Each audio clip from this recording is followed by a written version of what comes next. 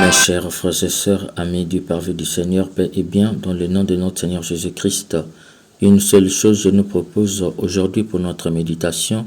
Tout est vanité, mais l'homme n'est pas vanité. Dans l'évangile extrait de Saint Jean au chapitre 8, le verset 51 à 59, Jésus disait aux Juifs, « Amen, amen, je vous le dis, si quelqu'un reste fidèle à ma parole, il ne verra jamais la mort. » Dans ce fragment, il ne s'agit pas de garder sa parole, mais d'être fidèle à sa parole. Qu'est-ce qu'il y a à dire? En fait, la fidélité révèle le contrat. On n'est fidèle que dans le contrat. Lorsque les deux contractants se trouvent liés par leur parole ou leur signature, c'est en ce moment-là qu'intervient la fidélité pour inviter les deux parties au respect des engagements. Cependant, entre les Juifs et Jésus, il n'y a aucun contrat. Et Jésus ose leur dire, si quelqu'un reste fidèle à ma parole, c'est de la provocation. Les Juifs ne sont en alliance qu'avec Dieu et lui seul peut exiger la fidélité à sa parole. Jésus, en leur demandant la fidélité, se substitue en Dieu. Il devient l'égal de Dieu et donc membre de l'alliance. C'est extrêmement grave pour les Juifs. Or, Jésus ne parlait pas de la fidélité au contrat de l'alliance, mais à sa parole. Saint Jean a employé en grec théréine, que le français a traduit par fidèle, qui en fait veut dire faire pénétrer à l'intérieur de soi. Par conséquent, la condition pour faire pénétrer à l'intérieur de soi la parole de Dieu est de devenir une demeure pour cette parole. En clair, Jésus leur disait, « Devenez le demeure de ma parole ». La demeure, en grec oikos, est le lieu d'assurance, de sécurité et de paix. C'est un lieu de ressourcement pour trouver la force. Quand vient la nuit, l'homme va dans sa demeure. Quand il est fatigué, il va se reposer dans sa demeure. Quand il pleut, il va se mettre à l'abri dans sa demeure. Quand il y a danger, il se protège dans sa demeure. Voilà ce que Jésus leur demandait en fait. En tout, puisez dans ma parole. D'ailleurs, il y a une récompense en qui puise dans cette parole. Il ne verra jamais la mort. Hélas, ils n'ont pas compris l'essence des théréines. Pour eux, Jésus voulait faire respecter un contrat qu'ils n'ont pas signé. La suite n'est que la conséquence. Nous voyons bien maintenant que tu es possédé. Abraham est mort, les prophètes aussi, et toi tu dis, si quelqu'un reste fidèle à ma parole, jamais il ne connaîtra la mort. Mes chers frères et sœurs, l'insulte est de taille ici. Jésus est possédé, c'est-à-dire qu'il est inspiré par le diable. Il se prend pour le Dieu d'Israël qui avait signé un contrat avec eux, et le comble, il les invite à respecter un contrat qu'ils n'ont pas signé. De plus, il pensait que Jésus parlait de la mort physique alors qu'il parlait de la mort éternelle, la damnation. Pour le ramener à terre, ils ne le considèrent pas comme l'égal de Dieu. Ils vont le diminuer davantage. Tu n'es pas plus grand qu'Abraham et les autres prophètes. Tu délires lorsque tu dis que qui est fidèle à ta parole ne mourra jamais. Ainsi donc, Jésus réaffirme son identité divine. Si je me glorifie moi-même, ma gloire n'est rien. C'est mon Père qui me glorifie.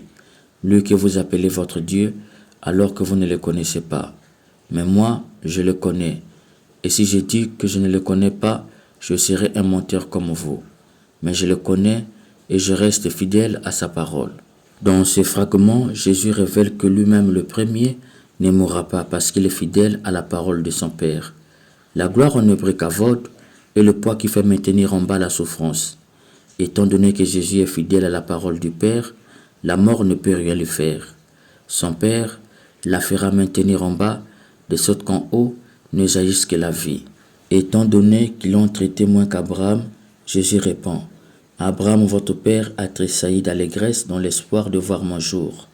Il a vu et il était dans la joie. » En effet, le jour où Abraham allait sacrifier Isaac, croyant que c'est l'homme qui doit sacrifier l'expression de sa joie pour prouver qu'il aime Dieu, le refus de Dieu révélait à Abraham que ce n'est pas l'homme qui se sacrifiera pour prouver à Dieu qu'il aime, mais que c'est Dieu lui-même qui se sacrifiera pour prouver à l'homme qu'il aime.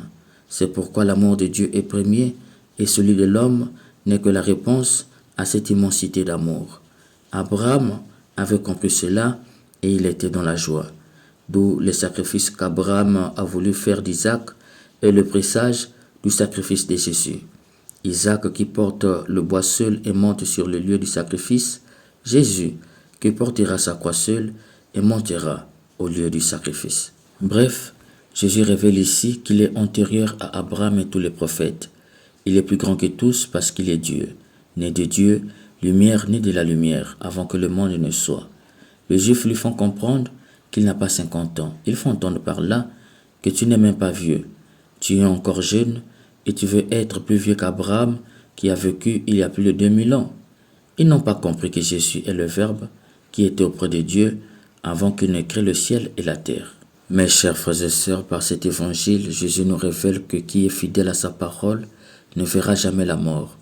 Être fidèle, c'est devenir une demeure de la parole de Dieu, le tabernacle où Dieu dépose sa parole.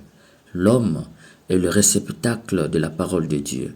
En fait, nous ignorons une vérité. La parole n'a jamais sa valeur en elle-même. La parole est faite pour être donnée et recevoir. Dès lors qu'on parle de la parole, de facto, il y a celui qui la donne et celui qui la reçoit. Si Jésus est de toute éternité la parole du Père, comme dit le grec, l'eschaton logos théon, c'est-à-dire le dernier mot du Père, il faut comprendre par là que lorsque le Père engendrait son Fils, dans son éternité, avant qu'il ne crée le ciel et la terre, il pensait déjà à l'homme comme le réceptacle de cette parole. En d'autres termes, en engendrant Jésus, sa parole éternelle, le Père pensait déjà à l'homme qui sera la demeure de cette parole, le réceptacle de cette parole, le vase où est déposée cette parole. C'est pourquoi l'homme est l'obsession de Dieu, sa merveille est l'objet de sa dilection.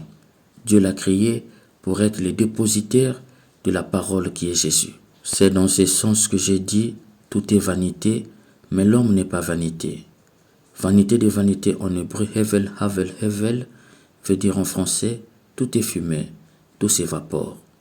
L'auteur sacré de l'Ecclésiaste, qui affirmait cela, concluait en disant « Tout est vanité, mais la parole de Dieu n'est pas vanité. » Or, l'homme est la demeure de cette parole, le réceptacle de cette parole, le là où est déposée cette parole. Étant donné que cette parole n'est pas vanité, implicitement il nous disait que l'homme n'est pas vanité. Oui, vanité des vanités, tout est vanité, mais l'homme n'est pas vanité parce qu'il est le dépositaire de la parole de Dieu qui n'est pas vanité. Et dans cet évangile, Jésus le confirme, qui est fidèle à sa parole ne verra jamais la mort. Il faut entendre par là, il peut goûter la mort, d'ailleurs c'est ce que dit le mot grec que Saint Jean a employé. Il peut goûter la mort, mais dans sa mort, il y aura toujours la vie. En grec, c'est très fort. Celui qui est fidèle à la parole de Jésus ne meurt pas, il goûte à la mort. C'est vraiment très fort ce que Saint Jean nous révèle ici. Il faut entendre par là qu'il goûte pour connaître tout simplement le goût. Goûter ne fait pas du mal, comme dit quelqu'un. On goûte pour apprécier ou pour avoir une idée. Mes chers amis du parvis du Seigneur, voilà ce que nous révèle Jésus sur qui est fidèle à sa parole, c'est-à-dire qui introduit à l'intérieur de lui cette parole, autrement dit, qui devint une demeure pour cette parole, qui puise chaque jour en elle. Lorsque vint la pluie, il s'abrite en elle. Lorsque vint les dangers, il cherche secours en elle. Lorsque vint le découragement et la fatigue, il se repose en elle pour se refaire les forces. Lorsque vint l'échec, les soucis et les maladies, il puise les forces en elle. Lorsque vint la tristesse, il cherche la joie en elle. Lorsque vint la souffrance, il puise le courage en elle. Lorsque s'étiole la foi, l'espérance et la charité, il les reçoit en elle. Pour Jésus qui le fait, ne mourra jamais, il goûtera simplement à la mort. Mes chers amis, force est de constater que l'homme est devenu vanité. Nous aimons dire tout est vanité en incluant l'homme. Aujourd'hui, Jésus te dit attention, tout est vanité, mais l'homme n'est pas vanité. S'il devient vanité, Jésus devient sans embâche vanité. En fait, l'homme qui est vanité, c'est celui qui n'est pas une demeure de la parole de Dieu, qui cherche son salut hors de cette parole et n'a que faire de cette parole. Cet homme-là ne goûtera pas à la mort, mais il mourra.